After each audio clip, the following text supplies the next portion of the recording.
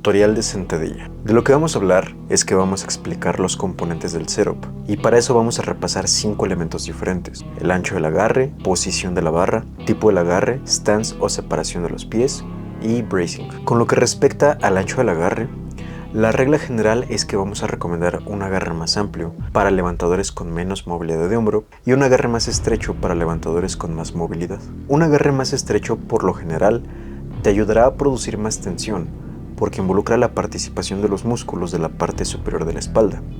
Sin embargo, en algunos casos, esto puede provocar problemas de movilidad, específicamente en la parte inferior de la sentadilla, donde la barra pudiera rodar hacia enfrente, o que el levantador pierda su posición en la parte superior de la espalda. Es importante que nuestro ancho de agarre no solo debería permitir sentirnos compactos fuera del rack, sino también que podamos mantener una contracción activa en toda la espalda y mantener esa tensión en todo el rango de movimiento, incluida la posición inferior de la sentadilla, por lo que la recomendación sería probablemente colocar el dedo índice o el meñique en los anillos de la barra e ir abriendo un poco si tienes una movilidad reducida, o reducir esa distancia si tu movilidad de hombro te lo permite. Ahora que tienes el ancho del agarre establecido, lo siguiente que vamos a intentar descubrir es cómo agarrar la barra. Hay varias formas de hacerlo. La primera de ellas es un agarre completo o full grip, donde usamos nuestros pulgares para rodear completamente la barra, lo que requerirá un poco más de movilidad en las muñecas y en los codos, lo cual no es necesariamente malo. En algunos casos y para algunas personas es preferible permitir que las muñecas y los codos soporten toda esa tensión adicional en lugar de los hombros. El otro tipo de agarre es el agarre falso o false grip, donde el pulgar se sitúa en la parte superior de la barra. En lo personal, este es mi tipo de agarre favorito, ya que me permite mantener un ángulo de muñeca un poco más neutral. Además, me permite concentrarme en traccionar la barra en contra de mi espalda usando mis dorsales para generar aún más tensión en la parte superior. Y por último, el tipo de agarre menos común, al que llaman Eagle Grip, que consiste en poner el dedo meñique debajo de la barra. Por alguna razón, hay muchos levantadores quienes juran que esto libera tensión del bíceps, codo y muñeca, y obviamente todo tipo de dolor de hombro. El problema con este agarre es que para muchas personas no es del todo cómodo, así que simplemente escoge el agarre que se adapte a tus necesidades. Ahora que tenemos la distancia y nuestro tipo de agarre resuelto, vamos a intentar establecer la posición de la barra. Así que esto nos lleva al eterno debate de la high bar en contra de la low bar. Y aquí la pregunta es, ¿cuál es mejor? Bueno, pues solo el tiempo y la experiencia debajo de la barra te dirán en qué posición serás potencialmente más fuerte. Dicho esto, hay algunas generalizaciones que podemos hacer para ayudarte cuando intentes averiguar hacia dónde te inclinas en términos de tus preferencias personales. Comenzamos con barra alta. Esta posición implica un tronco más vertical, generalmente un movimiento más dominante de rodilla, así como más versátil y con transferencia a diversos deportes donde busques potencia vertical. Por otro lado, la barra baja será una posición que generalmente utiliza la mayoría de población que compite en powerlifting. Las características de inclinación son un ángulo más horizontal del tronco, generalmente menos desplazamiento de las rodillas hacia adelante y a menudo más control dentro y fuera de la posición inferior o la posición más profunda de tu sentadilla. Yo en lo personal me siento bastante cómodo entre una posición híbrida de barra alta y barra baja, es decir, en medio de estas dos opciones, donde tengo un buen aprovechamiento biomecánico durante todo el levantamiento. Hay muchos levantadores que se van al extremo tanto de barra alta como de barra baja, pero seguramente también habrá muchas personas como yo que se encuentran en un punto intermedio. Dicho esto, mi consejo personal es simplemente encontrar un lugar con el que la barra te brinde comodidad y estabilidad, y obviamente no tener miedo de experimentar con distintas posiciones. Ahora que tenemos la barra donde la queremos, hablemos de cómo construir una espalda rígida. Independientemente de dónde te colocas la barra, al final del día va en tu espalda. Entonces vamos a asegurarnos de que tu punto de contacto con la barra sea capaz de estabilizarla adecuadamente, ya que escápulas estables y una contracción activa de los músculos asociados con tu espalda alta nos pueden permitir transferir adecuadamente la fuerza de tus piernas a la barra.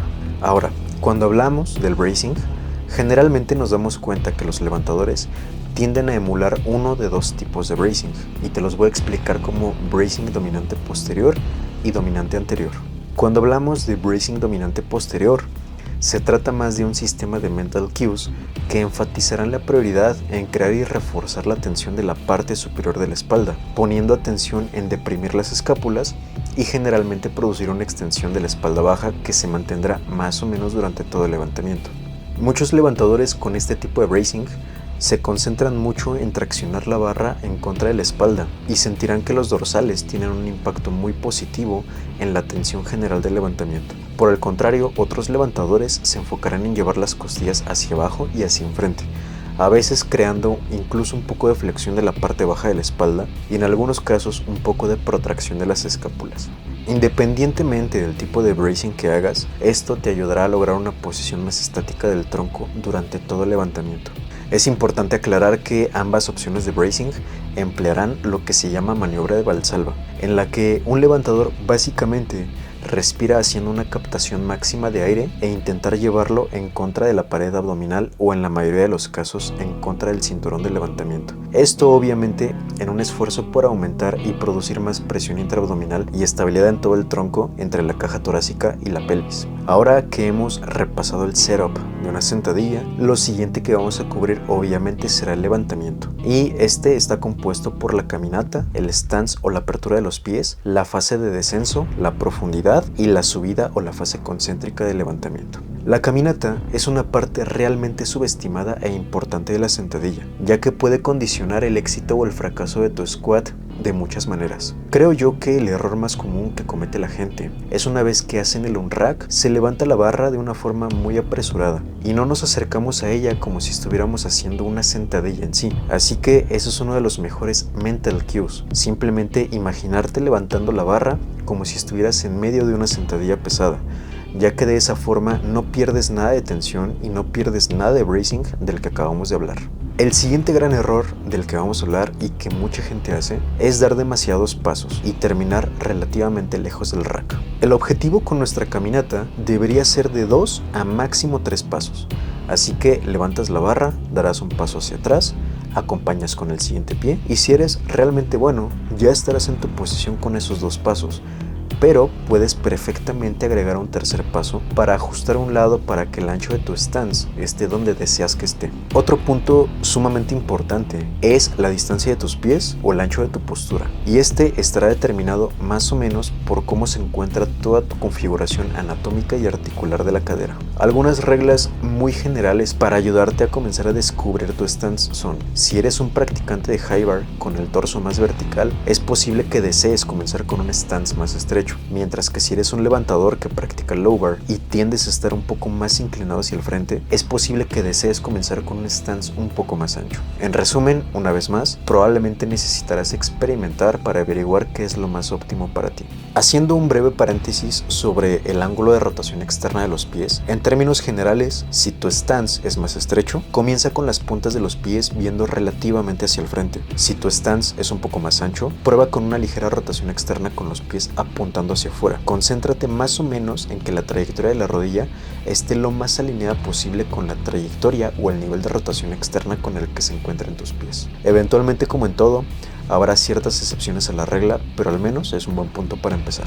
Por lo regular, hay una gran discusión sobre cómo debemos iniciar la sentadilla, y hay 2 posibles escenarios. El primero que nos dice que debes iniciar la sentadilla llevando primero la cadera hacia atrás, o a lo que comúnmente se le conoce como el pre-hinge. Y el otro escenario que nos dice que simplemente debes iniciar el levantamiento desbloqueando tanto cadera como rodilla al mismo tiempo. Muy rara vez, pero en verdad muy rara vez, se intentará descendiendo con una flexión de rodillas antes que con una flexión de cadera, porque la realidad es que para llegar a la profundidad adecuada tendrás que llevar tu cadera hacia atrás, y lo que esto causa es un cambio en el ángulo del torso en la parte inferior de la sentadilla. Cuando estamos en nuestra posición más desventajosa, biomecánicamente hablando, puede causar que muchas cosas salgan mal. Así que todo lo que quiero decir con esto es que básicamente deberíamos de ser capaces de que a medida que descendemos nos debemos de asegurar de que el ángulo del torso se quede en una posición sostenible. No debería de haber un cambio en el ángulo del torso durante la ejecución, específicamente cuando llegamos al fondo y y comenzamos a subir.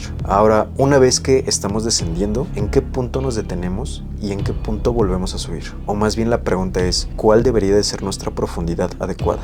La profundidad parece ser un tema bastante polémico. Mucha gente parece tener ideas bastante vagas sobre qué es la profundidad en una sentadilla, pero podemos usar el powerlifting como referencia para decir que la profundidad de una sentadilla oficialmente es cuando la línea articular de la cadera se desplaza por debajo de la línea articular de la rodilla. Pero si no eres un competidor de powerlifting, esto realmente no tiene mucha relevancia, así que simplemente enfócate en bajar lo más profundo que te permita tu configuración articular de cadera, rodilla y tobillo. Otro consejo rápido para cualquier no competidor es que la profundidad debe de ser constante, desde la repetición más ligera hasta la más pesada, y debes de mantener esas series y repeticiones pesadas al mismo nivel con que harías las sentadillas con la barra sola o incluso con un disco pequeño por lado. A lo que me refiero es que no deberías ir recortando profundidad a medida que vas aumentando los kilogramos en la barra. Ahora mismo hemos alcanzado una profundidad perfecta, solo tenemos que volver a subir. La idea del ascenso es básicamente pasar de la posición inferior a estar simplemente de pie. Sin embargo, aquí es donde veo probablemente el mayor error, un error al que vamos a llamarle una Good Morning Squat. Esto ocurre cuando las personas llegan al fondo de la sentadilla, comienzan a subir y la cadera se dispara a un ritmo más rápido de lo que la barra comienza a subir. Esto hace que el levantador se desplace directamente hacia el frente, incluso en algunos casos llegando a fallar un levantamiento que no se debería de fallar. La primera herramienta que tenemos para evitar este tipo de errores es básicamente que necesitamos mantener la carga correctamente distribuida. Lo que sucede con este error es que los cuádriceps básicamente se deslindan de la carga y todo se traslada hacia la cadera y hacia la lumbar, algo que no es necesariamente lesivo. Sin embargo, no es la forma más eficiente de levantar. Así que algunas cosas que puedes hacer para evitar la Good Morning Squat es: número 1, enfócate en mantener las rodillas hacia adelante mientras subes. Con esto no estoy diciendo que impulses tus rodillas hacia adelante con más fuerza, pero simplemente no dejes que se disparen hacia atrás, ya que si eres un poco observador, notarás que cuando esto ocurre, tanto la cadera como las rodillas se desplazan hacia atrás, así que simplemente mantén las rodillas hacia adelante. Otro gran consejo es: no entrenes por encima de tu capacidad de trabajo. Si no puedes levantar pesos correctamente, parece vago, incluso tonto y obvio, pero tal vez hay muchas personas que necesitan escuchar esto. Pero usa menos peso, un peso donde esto no te suceda, y a partir de ahí progresa gradualmente, manteniendo todos esos malos hábitos a raya. Otra herramienta que tenemos para trabajar podría ser que perfectamente en un día secundario de sentadilla podemos meter variantes como una pin squat o una pause squat, ya que estas variantes te pueden enseñar la mecánica de cómo salir del fondo de una manera un poco más eficiente. Y ya con todo esto hemos aprendido cómo hacer el setup,